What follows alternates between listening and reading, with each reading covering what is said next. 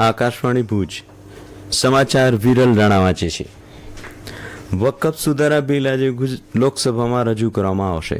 સંસદીય બાબતોના મંત્રી કિરેન રિજિજુએ જણાવ્યું હતું કે ગૃહમાં બિલ પર ચર્ચા માટે 8 કલાકનો સમય રાખવામાં આવ્યો છે. તેમણે કહ્યું કે બિઝનેસ એડવાઇઝરી કમિટીની બેઠક દરમિયાન જો જરૂરી હોય તો ચર્ચા માટેનો સમય લંબાવી શકાય છે. તે અંગે સમિતિ સંધાઈ હતી. શ્રી રિજિજુએ એમ પણ કહ્યું કે સરકાર ખુલ્લી ચર્ચા માટે તૈયાર છે અને બિલ પરના તમામ પ્રશ્નોના જવાબ આપશે.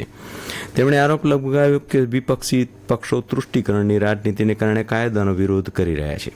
ભારતીય જનતા પાર્ટી અને રાષ્ટ્રીય લોકશાહી જોડાણ પક્ષો જેડીયુ અને તેલુગુ દેશમ પાર્ટીએ પણ તેમના તમામ સાંસદોને લોકસભામાં હાજર રહેવા માટે વ્હીપ જારી કર્યો છે. કોંગ્રેસે પણ તેના તમામ સાંસદોને લોકસભામાં હાજર રહેવા જણાવ્યું છે. આ સુધારા બિલનો મૂળ ઉદ્દેશ વકફ મિલકતોના સંચાલન અને સંચાલન સંબંધિત ખામીઓને દૂર કરવાનો છે. આ બિલ ગયા વર્ષે ઓગસ્ટમાં લોકસભામાં રજૂ કરવામાં આવ્યું હતું. બિલ પર વધુ ચર્ચા માટે ભાજપના સાંસદ જગદંબિકા પાલના નેતૃત્વમાં એક સંયુક્ત સંસદીય સમિતિની રચના કરવામાં આવી હતી. સમિતિને આશરે 97 લાખ સૂચનો મળ્યા હતા. બનાસકાંઠાના ડીસાના ફટાકડાના ગોડાઉનમાં થયેલી દુર્ઘટનામાં મૃત્યુઆંક 18 પહોંચ્યો છે. દરમિયાન આગની ઘટનામાં ભોગ બનેલા અસરગ્રસ્તો માટે પ્રધાનમંત્રીએ સહાય જાહેર કરી છે. PMNRF ફંડમાંથી મૃતકના નજીકના સગાને ₹2 લાખની સહાય આપવામાં આવશે, જ્યારે ઘાયલોને 50,000 રૂપિયા આપવામાં આવશે. ઘટના અંગે મુખ્યમંત્રી ભૂપેન્દ્ર પટેલે શોક વ્યક્ત કરતા મૃતકોના પરિવારજનોને 4 લાખ રૂપિયા અને ઇજાગ્રસ્તોને 50,000 રૂપિયાની સહાય જાહેર કરી હતી. ઘટના અંગે રાજ્ય સરકારના પ્રવક્તા ઋષિકેશ પટેલે જણાવ્યું કે આ ફેક્ટરીમાં લાયસન્સ વિના ફટાકડા સ્ટોરેજ કરવામાં આવ્યા હતા, જેનું લાયસન્સ પણ રિન્યૂ કરાયું ન હતું. શ્રી પટેલે જણાવ્યું કે ઘટના અંગે 2 લોકોની ધરપકડ કરવામાં આવી છે.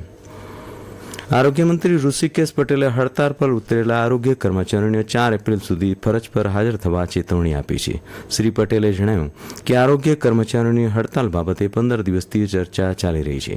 તેમણે જણાવ્યું કે ગ્રેડ પેમાં 7,000 કેડર છે અને પગાર વધારો કરવા સરકારની વિચારણા હેઠળ છે. શ્રી પટેલે ઉમેર્યું કે સંગઠનના નેતાએ સમજવું જોઈએ કે કર્મચારીઓને નુકસાન થશે તો જવાબદારી કોણ લેશે.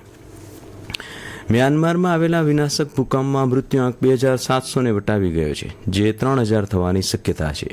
મ્યાનમારના લશ્કરી નેતા મિનાંગ હેંગે આજે જણાવ્યું કે 4,500થી વધુ લોકો ઘાયલ છે અને 441 લાપતા છે. એક સોશિયલ મીડિયા પોસ્ટમાં વિદેશમંત્રી ડોક્ટર એસ જયશંકરે જણાવ્યું હતું કે ઓપરેશન બ્રહ્મા હેઠળ ભારતીય વાયુસેનાનું વિમાન દિલ્હીથી માંડલે માટે 100 ટન આવશ્યક માનવતાવાદી સહાય, ચોખા અને ખાદ્ય પદાર્થો લઈને રવાના થયું હતું. મંડલેમાં ભારતીય સેનાએ 200 બેડની આધુનિક ફિલ્ડ હોસ્પિટલ યુનિટ કાર્યરત કર્યું છે. હવામાન વિભાગની આગાહીને પગલે દક્ષિણ ગુજરાતના જિલ્લાઓમાં ગઈકાલે વાતાવરણમાં પલટો આવ્યો છે. ડાંગ અને વલસાડ જિલ્લામાં ગઈકાલે વરસાદ પડ્યા હોવાના અહેવાલ છે.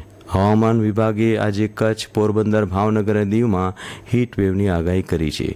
પોરબંદરમાં ઓરેન્જ એલર્ટ જાહેર કરાયું છે, જ્યારે આજે સાબરકાંઠા, અરવલ્લી, પંચમહાલ, દાહોદ અને મહીસાગર તેમજ વડોદરા, ભરૂચ, નર્મદા, સુરત, ડાંગ સહિત દક્ષિણ ગુજરાત તેમજ સૌરાષ્ટ્રના અમરેલી, ભાવનગર અને ગીર સોમનાથમાં મધ્યમ વરસાદની શક્યતા છે.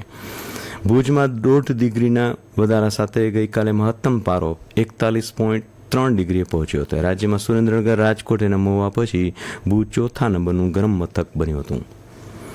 ભુજના હોસ્પિટલ રોડ ખાતે આવેલી ઇમારત કલ્પતરુમાં દવાની દુકાન હોલસેલ એજન્સીના ગોદામમાં રાત્રે આગ લાગતા અફરાતફરી મચી ગઈ હતી. ઘટનાની જાણ થતાં ફાયર શાખાની ટીમ તાત્કાલિક ધસી જઈને 2-3 કલાકની જહેમત બાદ આગને કાબૂમાં લીધી હતી. ઘટના દરમિયાન આ વિસ્તારનો વીજળી પુરવઠો બંધ કરવા સહિતના તકેદારીના પગલાં લેવાયા હતા. આગ લાગવા પાછળનું ચોક્કસ કારણ હજુ સુધી બહાર આવ્યું નથી. IPL શ્રેણીની 14મી મેચમાં આજે ગુજરાત ટાઇટન્સ અને રોયલ ચેલેન્જર્સ બેંગલુરુની ટીમો વચ્ચે મુકાબલો થશે. આ મેચ બેંગલુરુના ચિન્નાસ્વામી સ્ટેડિયમ ખાતે સાંજે 7:30 વાગે શરૂ થશે.